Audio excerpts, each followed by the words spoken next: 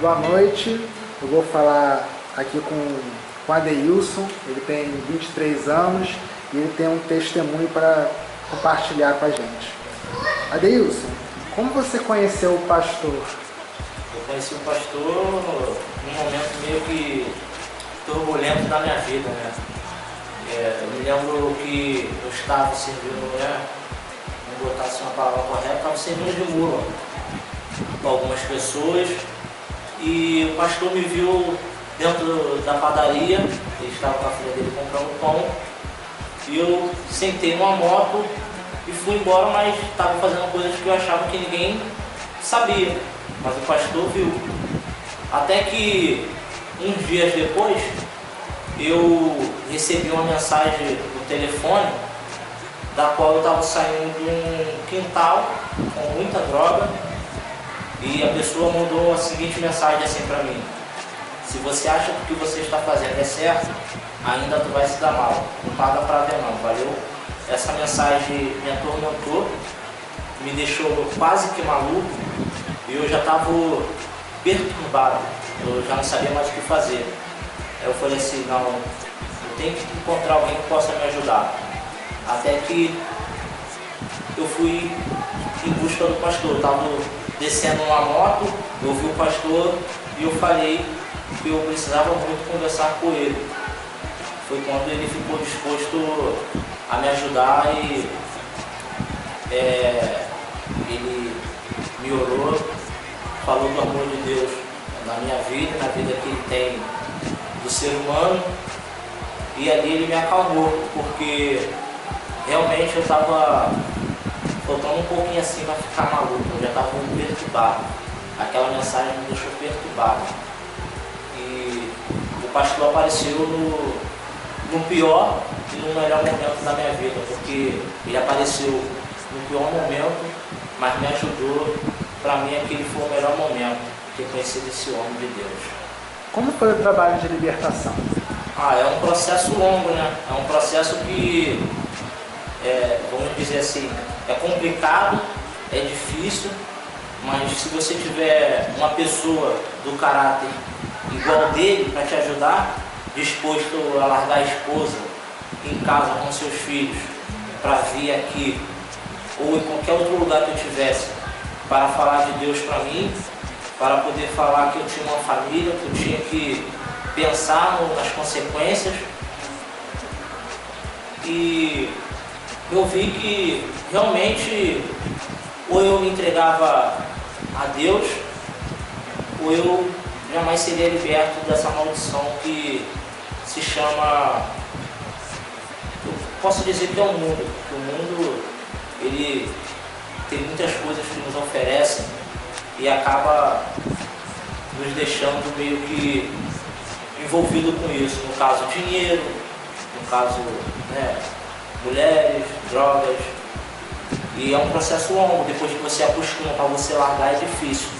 Então não é só um querer de Deus, é um querer seu. E eu quis muito e através desse homem de Deus eu consegui ser liberto. Mas é difícil, tem que querer. Como você conheceu as drogas?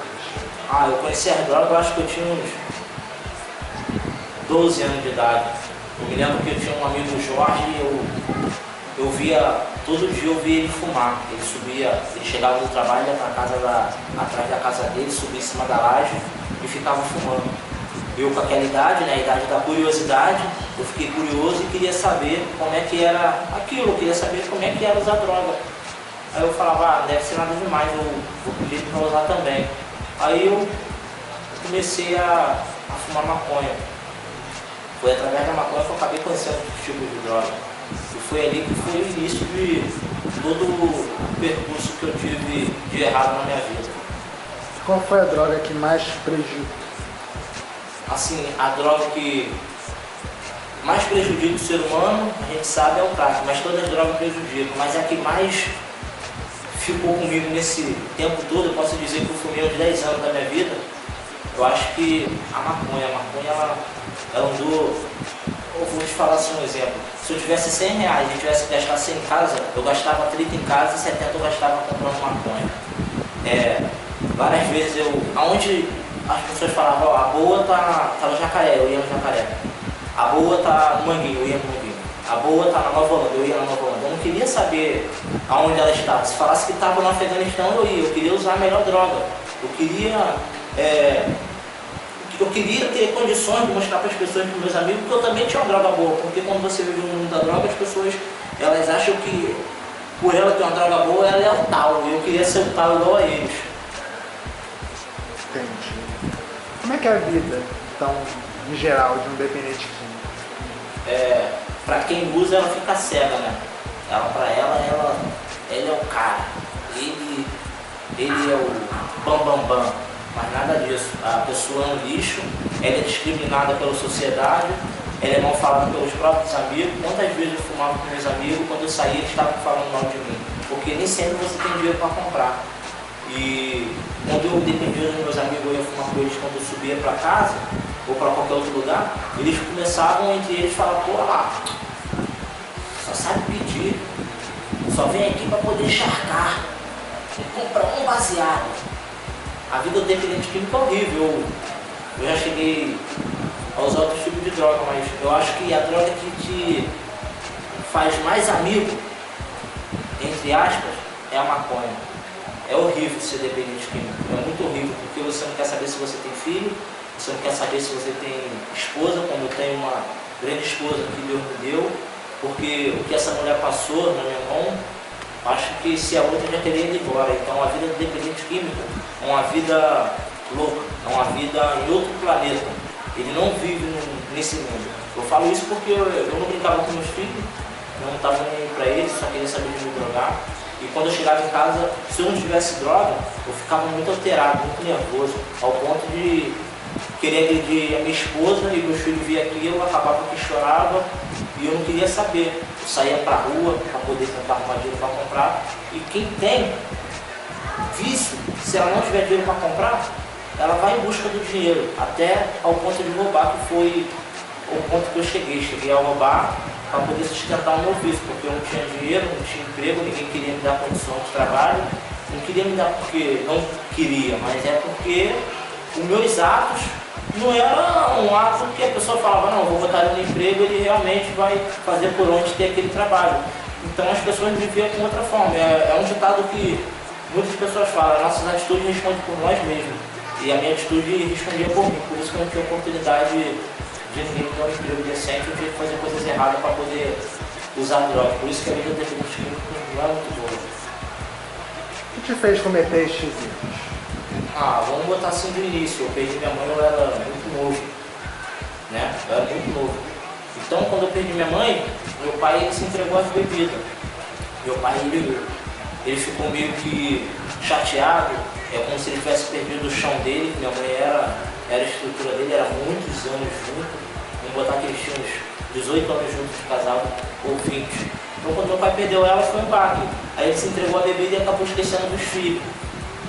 Aí então eu falei assim, poxa, meu pai já não quer mais saber da gente. Foi quando eu deixei de morar com meu pai e tentei seguir minha vida com os membros da minha família. O que te fez recomeçar uma nova história? O que me fez recomeçar uma nova história foi quando o pastor falou para mim que Jesus cura, salva e liberta. E que ele realmente tinha uma grande obra na minha vida e que eu só ia vencer se eu seguisse a Deus. Se eu realmente fizesse por onde, né? Porque eu não estava nem aí para nada, eu não queria saber de nada, eu não queria saber da minha família, eu ia querer saber de mim. Estava me matando aos poucos. Então, quando eu conheci esse homem de Deus, ele me mostrou a verdade, né? Porque aqui realmente é uma verdade. E quem acaba se influenciando na palavra de Deus conhece a verdade. Porque na palavra de Deus mesmo diz, conheceis a verdade vos libertará. Então eu tentei me aprofundar mais, tentei escutar mais o pastor, tentei entender que tudo que ele me falava era verdade, era para o meu bem, nada era para o meu mal, era para o meu bem e o bem da minha família, para que um dia eu pudesse obter sucesso e poder falar para você que está me escutando aí que a gente só consegue vencer em Cristo Jesus. Fora isso, não conseguimos. O que você diria para as pessoas que estão presas nesse momento? Eu diria para elas não continuarem a perder a fé em Deus, sempre que um irmão for numa cela, numa cadeia pregar, escute com atenção, porque eu posso te falar isso com convicção, porque com os meus 15 anos de idade eu não tive esse privilégio, mas eu tive essa experiência de ser pego nas menor por tráfico de droga. Acabei indo para o Padre Severino e lá naquele local quase não tinha muita oração, não tinha. Então você vê que ali dentro daquele local falta alguém da igreja para poder falar para aquelas que eu era de menor. Então eu acho que o inimigo ele quer começar assim, ele quer dar logo uma rasteira, ele quer pegar os jovens. E naquele local, por ter muitos jovens, não tinha esse conselho que hoje eu tenho do pastor, essa ajuda espiritual. Eu acho que, assim, eu acho que o governo tinha que ajudar mais esses jovens, tinha que mostrar para eles que eles têm salvação. A recuperação não é só a gente ser agredido verbalmente, fisicamente, porque dentro daquele local, depois que se tranca tudo, as coisas são diferentes. O que o povo vê na televisão é só uma maquiagem, porque quem vive lá sabe realmente o que lá tem de ruim. Então lá é uma energia muito negativa. E quando você vê uma pessoa da igreja indo lá para poder fazer um trabalho para Deus, você se sente o cara, você fala, realmente tem alguém que acredita em mim. Então eu acho que para as pessoas que estão presas, não perca a fé em Deus e creia que só o Senhor liberta e que Deus ainda vai enviar um servo do Senhor para poder fazer a obra lá dentro desse lugar, porque eu acho que necessita muito, não só de assistente social, mas de assistente evangélico, de pessoas que estejam lá não por dinheiro, mas pelo amor à obra, porque tem que ter dentro desse lugar um apoio espiritual e de pessoas corretas que estejam ali só para poder fazer a vontade de Deus e não financeiramente querer lucrar, mas lucrar espiritualmente cada vez mais com Deus. Deus, quais são os seus planos para o futuro? Hoje meus planos para o futuro são os melhores possíveis, porque hoje eu me sinto muito bem, né? Graças a Deus e graças ao pastor, porque se não fosse pela misericórdia de Deus, o pastor não teria me encontrado, nem eu encontrado ele. Então tenho que agradecer a Deus primeiramente, mas agradeço muito o meu pastor porque ele me ajudou muito. Então meus planos de futuro é o melhor. Hoje eu não tenho mais vício em droga alguma. Hoje eu vivo mais para a minha família, hoje eu vivo mais para minha esposa, hoje eu vivo mais para o Evangelho, hoje eu vivo mais para Deus, hoje eu vivo mais para Cristo, hoje eu vivo mais para mim mesmo, porque eu não vivia nem para mim, eu vivia para o mundo, eu não estava nem aí para nada. Então, os meus planos de futuro é o melhor, mas o melhor ainda está por vir, porque Deus ainda não me deu o melhor ele está me dando todos os dias, mas o melhor ainda está por vir. Qual conselho você daria para quem pensa em entrar no mundo das drogas?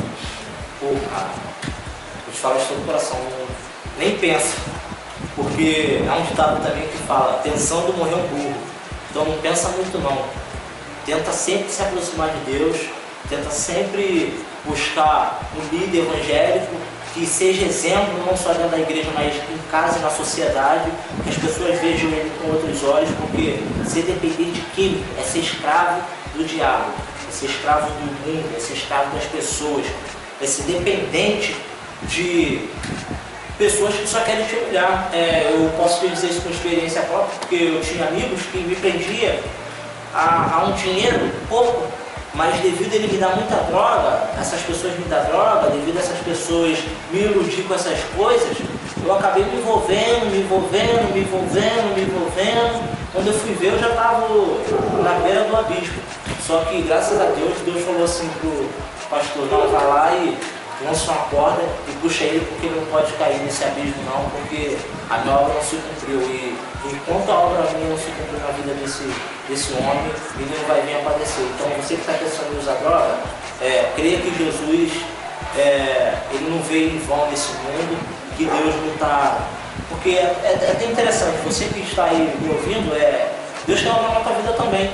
Você pode ter passado por muitas coisas, você pode usar droga dentro de casa, você pode usar droga no trabalho, você pode usar droga onde for.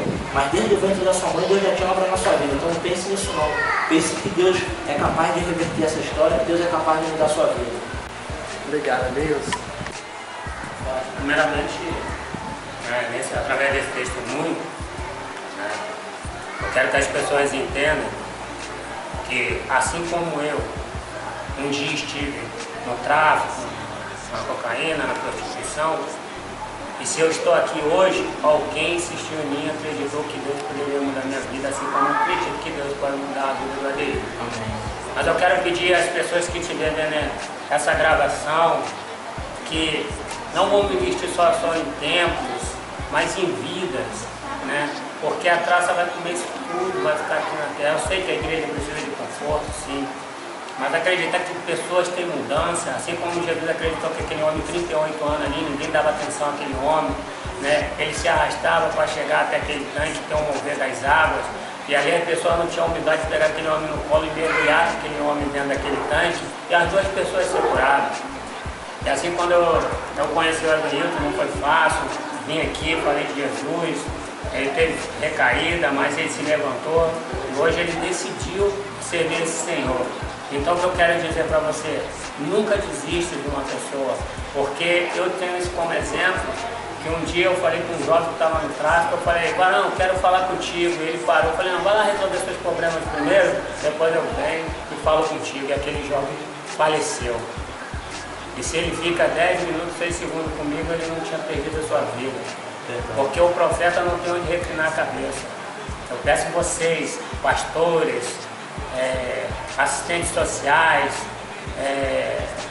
todo tipo de pessoas que acreditam no trabalho do Senhor, da igreja, né, que venham ajudar essa obra, porque nós estamos disponíveis não só para a nossa igreja, não só para a igreja do bairro, mas aonde tiver uma pessoa dependente, uma pessoa com falta de amor, uma pessoa que, como está na Bíblia, né, em Lucas 4, versículo 14, está indo oprimido aos cativos, e ali testemunhar o ano aceitável do Senhor.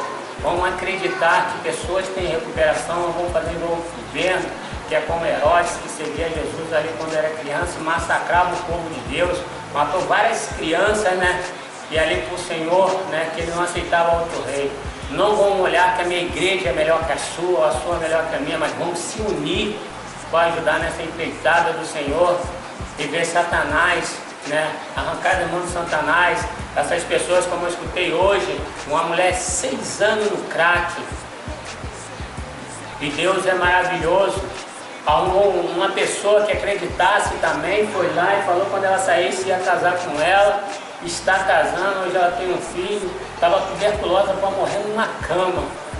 E hoje eu cheguei no mercado, a irmã falou, pastor, você tinha que estar lá para comer lá junto com a gente uma ação de graça, que a minha filha hoje está casada, com um bebê na barriga, está nela, renovada, e ela não morreu com aquela tuberculose do crack, porque ela fumava 280 pretinhas à noite e o dia, ficava 3 dias sem comer, sem beber.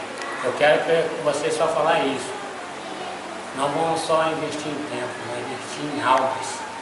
Porque o Senhor, quando voltar, Ele vai perguntar, me mostrar em sua mão quantas almas ganhaste para mim. Então seja esse bom samaritano, porque a estalagem representa Jesus. O bom samaritano é o Senhor te ajudando todos os dias. Assim como o Adeilton, assim como outros aí que estão aí fora. Muitos Adeilton vão surgir ainda, né?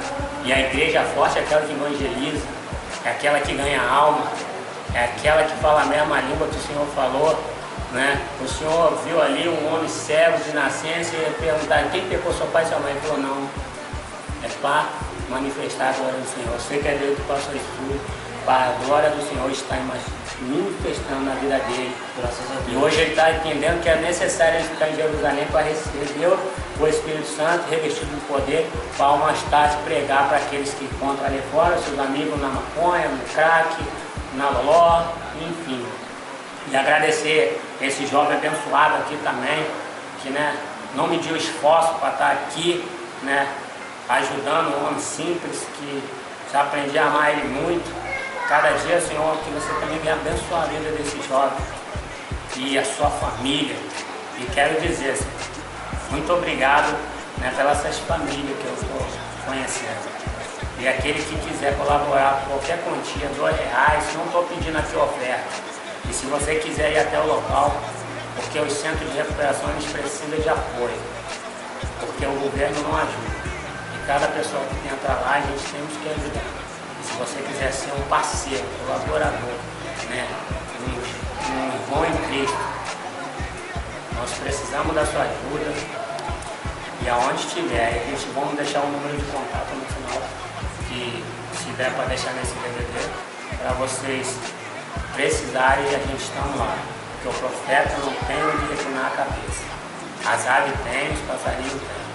Eu estou aqui, como o Senhor falou, ex-metrista, porque o Senhor fazia culto primitivo e achava aquelas pessoas que estavam exiladas, porque o dependente primitivo hoje é como um leproso. É verdade. As pessoas se afastam dele, né? Então, Senhor, abençoa, Senhor, Bangu 1, Bangu 3, todos os presídios aí, como primos meus que se encontram lá, que venha, como ele falou, a palavra alcançar. Muito obrigado pela oportunidade, que Deus te abençoe. E eu queria também ressaltar que eu agradeço muito a Deus por ter colocado este homem na minha vida, né? Porque se não fosse pela ajuda dele eu não estaria aqui. É uma pessoa que insiste em me ajudar. Muitas vezes, como ele falou, eu fraquejei, eu chegava até a mentir para não poder ter uma ajuda dele, mas ele insistiu, e hoje deu no que deu e amanhã vai dar no que dá. Porque é como ele falou, não podemos desistir do ser humano, não podemos olhar para ele porque ele usa um crack, porque ele fuma maconha, porque ele usa um álcool, porque ele cheira uma cocaína. Mas temos que olhar para dentro do coração dele, o que ele há de bom, porque todo mundo tem uma coisa de bom dentro do seu coração.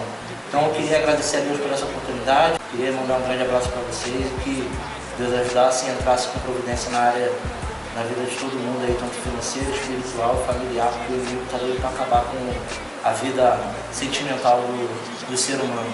Ele é doido para acabar com o casamento, porque Satanás não tem família. E quando ele vê uma família junta, ele fica furioso. E aqui já é uma família. Nós somos uma família em Cristo Jesus. Queria agradecer a Deus e muito obrigado. Fica na paz.